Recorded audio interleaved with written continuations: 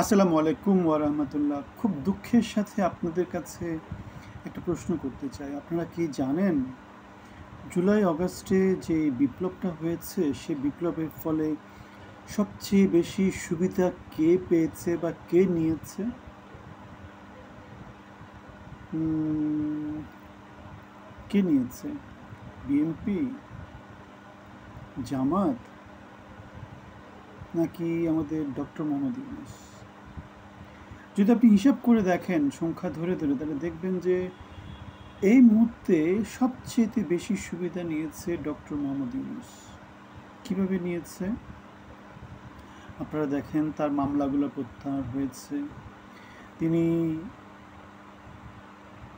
Paris থেকে দেশে যখন ফিরে আসেন, তখন যদি হাসিনা সরকার থাকতো, তাকে বরং আরও বেশি চাপের মধ্যে পড়তে হতো।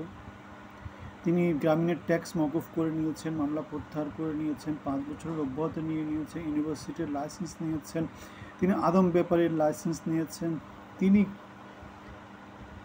তার পরিবারের লোকজনদেরকে তিনি ক্ষমতায়িত করেছেন, তিনি এনজিওদেরকে ক্ষমতায়িত করেছেন, তিনি তার ভাই ব্রাদারকে ক্ষমতায়িত করেছেন। তিনি এখন সারা পৃথিবীর অনেক অনেক দেশে বিশাল একটা বহর নিয়ে তিনি কি করছেন? রাষ্ট্রীয়ভাবে সফর করছেন। আমরা তাকে যেভাবে চিনতাম, গ্রামীণ ব্যাংকে তিনি যেভাবে কাজ করতেন, মোটামুটি একটু হিসেবে ছিলেন, কিন্তু সততার জিনিসটা বা কষ্ট সহিষ্ণুতা যেটাকে বলে, অথবা কৃচ্ছতা সাধনের যে ব্যাপারটা, তার মধ্যে এখন আমরা সেই জিনিসগুলো দেখি না। তিনি যে কোনো ছুতো পেলে, কোনো কারণে অকারণে যে দেশ বিদেশ হিল্লি দিল্লি করে বেড়াচ্ছেন, তাতে বাংলাদেশের কোথায় কি লাভ হচ্ছে? বাংলাদেশের মধ্যে থাকলে সংস্কার নিয়ে বিভিন্ন রকম পার্টি যারা আছে তাদের সাথে কথাবার্তা বললে, বা দেশের নানা জায়গাতে সাংগঠনিক সফরগুলো করলেও তো মনে করেন যে লোকজন, সরকারি কর্মকর্তা কর্মচারী সবাই একটু অনুপ্রাণিত হয়। তিনি তো সেই কাজটাও করছেন না। সুতরাং যেটা দেখতে পাচ্ছি, জুলাই অভ্যুত্থানের সবচেয়ে বেশি সুবিধাভোগী হচ্ছে আমাদের ডক্টর মোহাম্মদ ইউনূস। তিনি আদম ব্যাপারের একটা লাইসেন্স নিয়েছেন, তার তো একটা নার্সিংহোমের লাইসেন্স আছে, এখন একটা ইউনিভার্সিটির লাইসেন্স নিয়েছেন। সুতরাং আমরা দেখতে পাচ্ছি তাকে শেখ হাসিনা সুদখোর বলতো, সেটাই আমাদের কাছে খারাপ লাগতো। তিনি তো সুদখোর, এটা মানে খুব উচ্চ হারে সুদ নিতেন, উচ্চ হারে।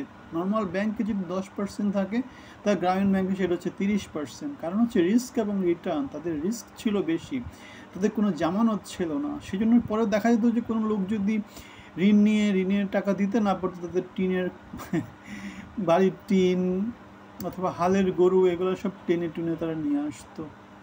সুতরাং আমরা দেখতে পাচ্ছি সবচেয়ে বেশি সুবিধাভোগী, সবচেয়ে বেশি লাভবান হচ্ছে আমাদের ডক্টর মোহাম্মদ ইউনূস। আর এখানে একটা জিনিস আপনারা জানেন কি না জানি না, ডক্টর মোহাম্মদ ইউনূস গ্রামীণ ব্যাংকের এমডি থাকার কথা ছিল 60 বছর বয়স পর্যন্ত, কিন্তু সেটাকে টেনে টুনে 71 বছর পর্যন্ত নিয়েছেন। তারপরে হাসিনা সরকার যখন বললো যে তুমি এত বছর থাকতেছো কেন, তোমার তো পদত্যাগ করা উচিত, তখন তিনি হাইকোর্টে মামলা ঠুকে দেন, এবং সেটা টানতে টানতে টানতে টানতে হাসিনা সরকার ক্ষান্ত দেয়নি, কিন্তু শেষ পর্যন্ত হিলারি ক্লিন্টনকে তিনি এখানে এঙ্গেজ করেন, এবং যার ফলে হাসিনা সরকারের সাথে তার শত্রুতামি শুরু হয়, এবং সেখান থেকে সব কিছু। ডক্টর মোহাম্মদ ইউনূস সহজে তার সিট ছাড়েন না, সহজে তার চেয়ার ছাড়তেছেন না। তিনি হচ্ছেন কচ্ছপের কামড়ের মতো, তিনি হচ্ছেন বোয়াল মাছের মতো। কচ্ছপের কামড় কি, যেটা ধরবেন সেটা ধরবেনই, কচ্ছপের কামড়। আর একটা হচ্ছে বোয়াল মাছ। বোয়াল মাছ মানে মুখটা অনেক বড়, হা করলে তার সব কিছু একসাথে, মানে তিনি খাবেন, কোনো কিছু বাদ দিবেন না, আগারটা তলারটা। আমরা জানি এরশাদ সরকারের সাথে গ্রামীণ ব্যাংকের একটা ভালো রিলেশন ছিল, তারপরে খালেদা সরকার আসলো, হাসিনা সরকার আসলো, সবার সাথেই কিন্তু তিনি মিলেজুলে গ্রামীণ নিয়ে খুব ভালো ব্যবসা করেছেন। সুতরাং আমরা বলছি যে ডক্টর মোহাম্মদ ইউনূস বাংলাদেশকে খুব ভালোভাবে যে খুব ভালো কিছু দিচ্ছেন সেটা বলা যাবে না। তার উচিত বাংলাদেশের সমাজে একটা সাম্যতা, ন্যায় বিচার, মেধা এবং যোগ্যতা ভিত্তিক সমাজ প্রতিষ্ঠা করার চেষ্টা করা। আপনাদের মতামত জানাবেন, ভালো থাকবেন, ধন্যবাদ।